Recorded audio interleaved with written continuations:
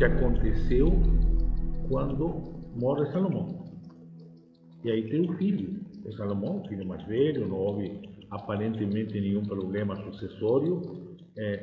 Roboão, se chama este sucessor de Salomão, que é imediatamente coroado em Judá, porque em Judá não tinha problema nenhum, era o lugar criado por Davi, portanto a dinastia de Davi naturalmente sucedia o rei em Judá, mas depois precisava ir ser coroado em Israel, nas tribos do norte, e aí que a coisa vai encrencar. Mas a encrenca começa antes.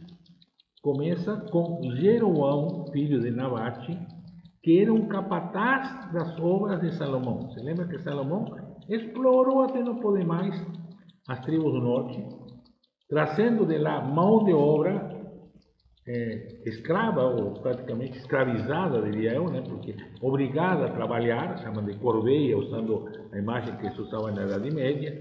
Então, pessoas obrigadas a trabalhar nas obras de Salomão do Norte. Ainda a família do Norte tinha que pagar um imposto para o Sul e ainda tinha que pagar um outro imposto para os fenícios por causa da dívida da construção do reino do Templo de Jerusalém, que teve madeira, mão de obra, etc., fenícia. Então, a exploração no Norte era algo incrível, tanto que eles chegam a falar de dura escravidão, que é o mesmo termo usado lá em Êxodo para falar das pessoas exploradas e oprimidas no reino do Egito, né, quando libertou. E então, a narrativa começa no final do capítulo 11, depois daquela duríssima crítica a Salomão, o abandono completo de Salomão, de Javé, enfim, a sabedoria de Salomão que desaparece completamente. E aí no final há um profeta chamado Aías de Silo. Este profeta, que não tem livro próprio, que aparece na obra historiográfica deuteronomística, já chamados também de profetas anteriores, né? Os profetas que atuaram não de maneira completamente independente à monarquia, né? Que no máximo queriam trocar um rei por outro rei, né? Que é o caso de Elias e Eliseu, né? E aqui também Aías de Silo. Então Aías de Silo, segundo a narrativa, encontra em Silo, que Silo era o lugar onde primeiramente tinha ficado a Arca da Aliança. Foi um lugar muito sagrado por causa de ter estado aí a Arca da Aliança. E encontra Jeroboão. E aí comete um erro de matemática, porque Aías de Silo vai pegar um manto, dividir em 12 partes, entregar 10 partes para Jeroboão e diz que sobrou uma. Então, faltou uma, né?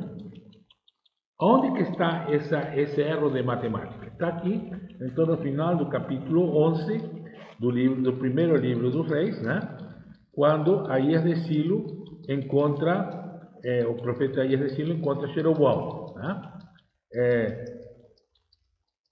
Aí no versículo 1 Reis 11, versículo 35, vocês encontram o erro de matemática, porque diz assim: e da mão do seu filho tirarei o reino e darei a ti 10 tribos, mas ao seu filho darei uma tribo, para que meu servo Davi tenha sempre uma lâmpada em minha presença.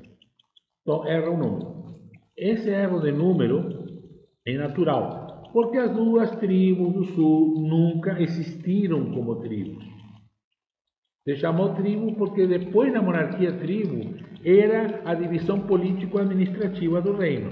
Então, tinha 10 no norte, que sempre tiveram, e então, para completar os 12 meses do ano, que o calendário lunar hebraico tem 12 meses e cada 4 anos um 13º mês, então, nesses anos que tinha 12 meses, se cobrava um mês imposto de cada tribo.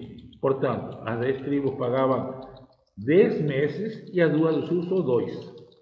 Além de outros impostos, que, como falei, além da mão de obra para as obras e o imposto para os fenícios, por causa da construção do templo. Então, aí Aías de Silo, representando a voz do povo, o clamor popular, disse: não, Jeroboão, tu é nosso líder, e eu te unjo rei. Só que isto pode ser também o que chamamos já antes, em outras conversas, profecia pós-evento, ou seja, depois que Jeroboão se tornou rei, se incluiu esta narrativa para dizer que tinha sido ungido por um profeta. Né? E vamos ver por que dá para suspeitar isso. Porque no capítulo 12, então, Roboão vai para Siquém se encontrar com as tribos do norte, na intenção de ser coroado também rei de Israel, como foi Davi, como foi Salomão. Quando chega lá, ele leva na delegação, diz a narrativa, 2 grupos. Um grupo de liderança mais antiga, da época de Salomão, que passaram por toda a construção do templo, a ampliação de Jerusalém, toda essa experiência administrativa, e os novos, os coleguinhas dele, né, da mesma geração, que já nasceram na opulência, na riqueza, né? E aí, quando chega lá, Jeroboão não diz que ele vai ser rei. Ele apresenta uma negociação na qual, se Roboão diminuísse os impostos, eles aceitariam Roboão como rei de Israel. Né? Aí então, Jeroboão, como negociador sindical, digamos assim, dos trabalhadores e trabalhadoras do norte que trabalharam em Jerusalém, apresenta esta reivindicação e com isso poderia perfeitamente ser aceito Roboão como rei. Então, quer dizer, aquela unção de ser rei não é tão firme, porque senão já teria sido, não, vou ser rei e pronto. Não, havia essa possibilidade. E aí, quando ele apresenta isso, estamos no primeiro livro dos Reis, no capítulo 12, versículo 13, diz: Então o rei, ignorando o conselho dos anciãos, deu ao povo uma resposta dura. De acordo com o conselho dos jovens, falou assim: Meu pai vos impôs jugo pesado, mas eu o tornarei ainda mais pesado. Meu pai vos castigou com chicotes, eu vos castigarei com chicotes de farpas, ou algum diz com escorpiões, em algumas versões. Então, primeiro diz que o pai explorou, já admite que houve uma terrível exploração durante a época de Salomão, mas que ele vai ser pior. Conclusão, se divide o reino. Tá? Aí então se divide o reino. Então, a obra historiográfica deuteronomística, que é do pessoal do sul, diz que já critica o próprio Roboão, dizendo que não teve a capacidade de recuar na exploração de Salomão. Então, uma dupla denúncia. Uma denúncia a Salomão pela exploração anterior e ao próprio Roboão por não interromper essa exploração. Aí, então, Jeroboão fica rei e tem um primeiro problema para resolver, que é o Templo de Jerusalém. Aonde que as pessoas irão levar as suas ofertas ao Deus Javé, ao Deus libertador do Egito? A Jerusalém? Não, não podem mais. Até porque havia impostos a ser pagos pelo Templo de Jerusalém. Não poderia. Então, o que fazer? Ele resolve fazer 2 santuários. Um em Betel, que era o limite sul, a fronteira sul do Reino do Norte, e outro em Dan, que era a fronteira norte do Reino do Norte. Aquele de Dan, o pessoal de Judá, não dá muita bola, porque lá, perto dos fenícios, lá, tudo bem. Ora, o de Betel incomoda, porque é muito próximo a Judá. E aí, nesse santuário, colocam um bezerro de ouro. E que, depois que constroem o bezerro de ouro, vão dizer o seguinte, aqui já no capítulo 12 ainda, no versículo 28. Capítulo 12 do primeiro livro dos Reis, versículo 28. Depois de refletir bastante, o rei mandou fazer 2 bezerros de ouro e disse ao povo: Basta de subir a Jerusalém. Israel, aqui tens os deuses que te tiraram do Egito. Aqui tens os deuses, plural, que te tiraram, te libertaram do Egito. Então, isto mostra que no norte a ideia é que Javé era o Deus libertador por excelência, mas os outros deuses, as outras divindades, Baal e outros que cuidavam da chuva, da fertilidade, Anat, enfim, né? Colaboraram, participaram da libertação do Egito e da tomada da terra depois, né? Então, isto, se você se lembra, tem a ver com Êxodo 34. Isso nos leva de volta lá para Êxodo 34, não, 32, desculpe, Êxodo capítulo 32, com o bezerro de ouro. Lembra que quando sai, isso está naquela parte da lei, né? Que começa em Êxodo 19 e vai ter número, né? E no meio dessa narrativa onde se introduz a lei, colocam que o povo, quando Moisés subia lá para pegar as tábuas dos mandamentos, o povo construiu um bezerro de ouro, né? Êxodo 32. E o que eles dizem sobre esse bezerro de ouro, né? Aí dizem, mais adiante, vai dizer a mesma coisa que está dito lá no primeiro livro dos Reis, capítulo 12, quando passa vai dizer que essas são as divindades que os tiraram do Egito, né? Aqui deixa eu ver, pegou o bezerro, aqui quando Moisés então destrói o bezerro, né? Arão, em torno de Arão, e o próprio Arão participa, né, disso, né? Faça-nos um Deus que caminhe à nossa frente, né? Então, e aí então tirou os brincos de todo mundo, né? E aí no versículo, Êxodo 32, versículo 4b, no final do 4, e já no 5, aí tens Israel, o Deus que te fez sair do Egito. Então, na verdade, o bezerro não foi construído na época de Moisés. O bezerro foi construído na época de Jeroboão. E colocaram lá uma condenação prévia ao que Jeroboão fez depois. E vão chamar isto do pecado de Jeroboão, filho de Nabate. E não importa que os reis do norte façam, enquanto mantiveram esses santuários, e todos mantiveram, inclusive Elias e Eliseu, né? Os profetas, estavam continuando no pecado de Jeroboão, filho de Nabate.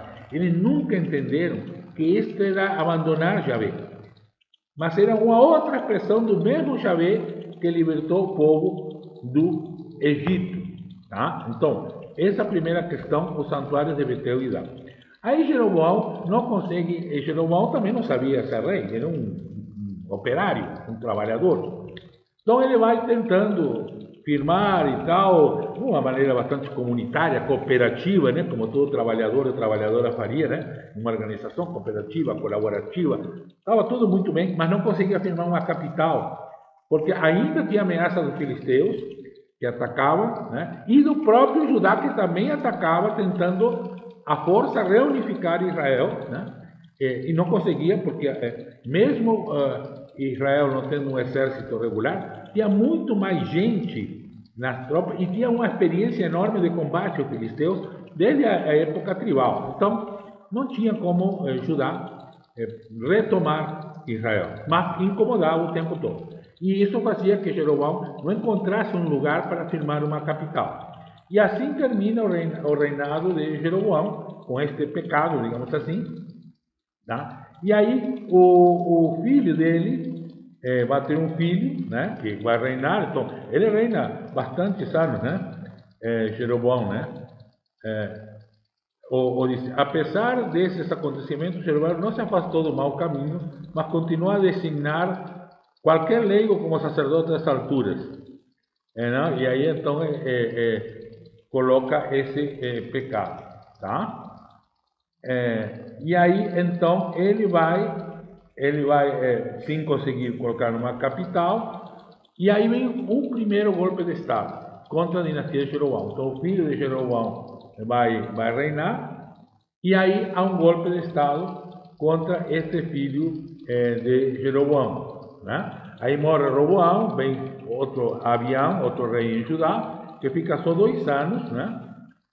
No ano 18 do reinado de Jeroboão, Abiam tornou-se rei de Judá. Ele reinou 3 anos em Jerusalém, sua mãe.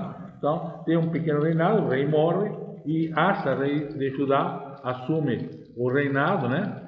E reina por 41 anos, Asa. Tá? E aí a guerra contra Israel, né? Aquilo que eu falei, que impedia que Jeroboão firmasse uma capital.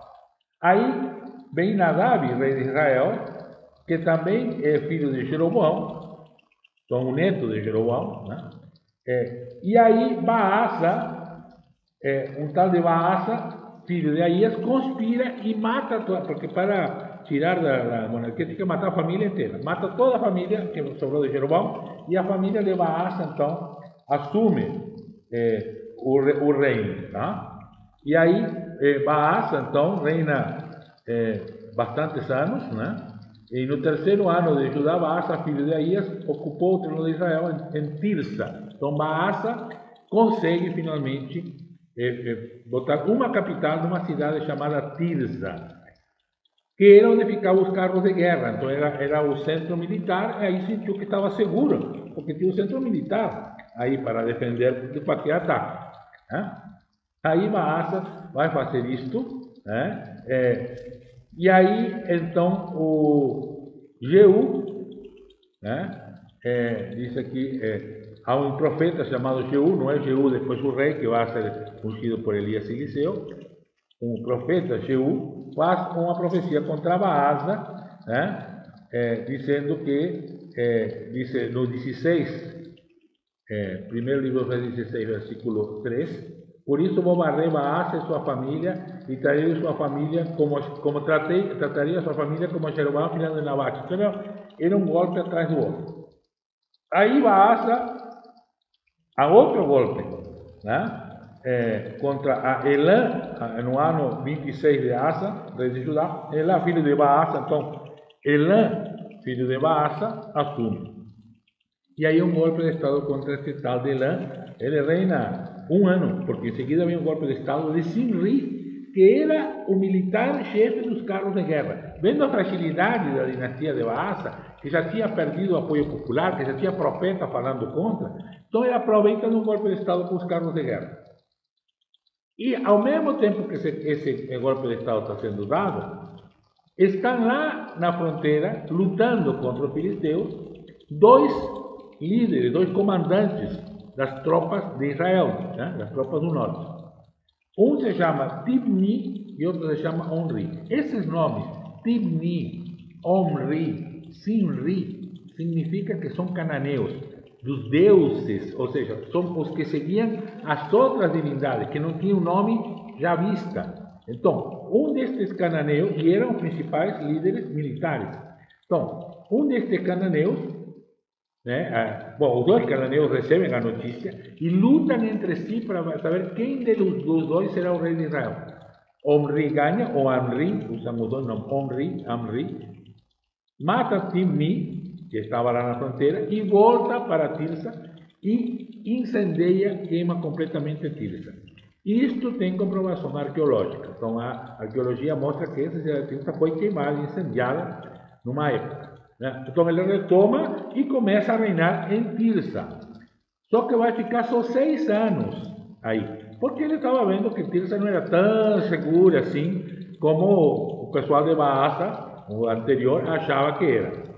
Então ele, com a experiência militar dele, o conhecimento do território, ele encontra um lugar num campo de um tal de Samer. E aí ele compra esse campo e aí constrói uma cidade completamente nova. Ele faz algo superior ao que fez Davi, porque Davi incorporou uma cidade que já existia. Não, ele faz do zero.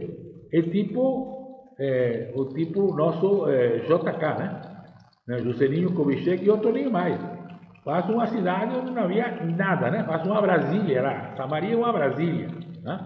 Faz uma cidade do nada, né? Mas toda controlada por ele, fortificada, né? Então, e aí ele firma realmente o reino de Israel, tanto que nos documentos arqueológicos nunca é mencionado Salomão, nenhum outro rei. O único rei que é mencionado em relação a Israel é Omri, ou Amri. Diz Israel, a terra de Omri. Né? Então, é o único que os outros reinos reconheceram como rei de Israel em documentos oficiais que a arqueologia foi resgatando durante o tempo.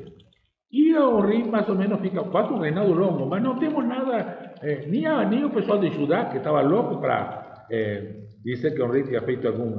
o pecado de Jeroboão, porque ele mantém um santuário de Betel e mantém um santuário de Dan. Então com ele fica por aí, e aí vem Acabe, filho dele. Acabe o filho, que vai substituir um rei, e Acabe era outro filhinho de papai, igual que Roboão, sem saber o que fazer, né? E aí ele, sabendo disso, faz uma negociação para que ele case com uma princesa fenícia. E a princesa fenícia era experta em comércio, em política exterior, tinha um staff, né?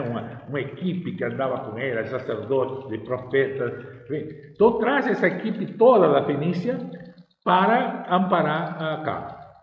E isso acontece. Então Acabe é amparado e então todo o estado começa a ser reorganizado por Jezabel e sua equipe, né? Só que Jezabel não entende a teologia de Javé, libertador do Egito. Para Jezabel, o rei é dono de tudo, é o senhor de tudo, não tem que ficar pedindo nada para ninguém. O que ele quiser vai e pega, né? E na teologia tribal não era assim. Deus tinha libertado as tribos, a monarquia veio depois, e meio a contragosto, e isso que é a obra historiográfica deuteronomítica, desde aquele primeiro livro de Samuel, capítulo 8, vem dizendo, olha, a monarquia não combina com a teologia do Deus libertador, né? E então a Jezabel vê que não combina e começa a espalhar os seus profetas de Baal, não o mesmo Baal dos deuses que te libertaram do Egito, que estava lá no becerro de ouro, mas um Baal que domina e que quer destruir Javé, que quer destruir o Deus que tinha libertado do Egito. É interessante que ele não mexe no santuário diretamente. Eu acho que ele achou que podia dar uma outra ressignificação àquele santuário, porque Baal estava presente lá de alguma maneira. Então, mas ele persegue os profetas de Javé, que era o que mantinha a memória do Êxodo. Começa o levita, né, descendente dos levitas, começa a perseguir esta gente, a matar direto, e nós descobrimos aí que haveria comunidades proféticas. Então, este é o início praticamente da vida monástica masculina, né? Havia grupos de homens que se dedicavam só a espalhar, né, o Deus libertador, e estes grupos são então tentados eliminar por Acabe. E aí Elias surge como o líder da resistência contra Acabe e Jezabel e a política do Deus patrão, do Deus Baal e dos seus profetas, né? Aí então tem no primeiro livro do Rei, capítulo 17, a viúva, né, de Serepta, né? Então Elias vai para a Fenícia, que é a terra de Jezabel, onde o Deus Baal supostamente dava fartura e né, para todo mundo, e ele tem uma seca lá de 3 anos e a viúva está morrendo. E aí ele pede o óleo para a viúva, né, e a viúva então disse, bom, tanto faz, né, porque eu vou morrer igual, é só para meu filho e eu morrermos, mas tá, quer morrer junto, então tudo bem, a gente reparte um pedacinho de pão. Mas não acaba, então aí Javé vai ao encontro das excluídas e dos excluídos, mostrando que ele é o Deus não dos que mandam e governam, mas das pessoas excluídas, as que estão morrendo de fome. E através dessas pessoas é que Javé se revela. E ainda o filho morre, e depois e o Elias ressuscita o filho, quer dizer, que Javé tem até poder sobre a morte, né? Mais poder do que o Deus morte que mantinha os mortos lá no Sheol, né? Que era um buraco no fundo da terra. Então, este é o Elias, então começa, e logo no capítulo 19 vai chamar Eliseu, né? Temos várias questões aqui. O Eliseu, então, o Eliseu parecia que era um cara mais rico, porque ele estava lavrando com uma junta de bois. Aí a versão diz que era 12 juntas de bois, porque é claro, queria botar 12 tribos de Israel e tal, né? O pessoal do sul deu uma exagerada, né? Mas estava lavrando com a junta de bois, né? Aí no final do capítulo 19, né? E aí o Elias o toca com seu manto e ele faz um churrasco e reparte para todo mundo e larga tudo e vai atrás de Eliseu, de Elias. E esse é Eliseu. Né? No capítulo anterior tinha tido confronto, no capítulo 18, com os profetas de Baal, que Elias monta uma assembleia e desafia os profetas de Baal a botar fogo no sacrifício. Ele não consegue botar fogo, ele ia botar água e ainda bota fogo e manda degolar os profetas de Baal na beira do rio Quison, que era o rio, né, que estava no vale de Jezreel, onde Acabe tinha a residência de verão. Então, essa questão da matança, da degola, era questão da época, obviamente, né? Não se justifica nenhum tipo de perseguição, nem guerra, nem morte, nem tortura contra qualquer pessoa que não tenha nossa fé, mesmo contra aquela pessoa que quer nos enganar. Né? Não se trata de executar as pessoas. Agora, a parte da desmascarar, tirar a máscara, né? De revelar a mentira que eles estavam promovendo para o povo, e o povo entender que estavam sendo enganados, esta consideração, sim, é parte do ministério profético até hoje. Então, já passamos pelo 18, 19, né? E aí, então, temos depois Elias, teve antes o Elias deprimido, que vai para uma caverna, né?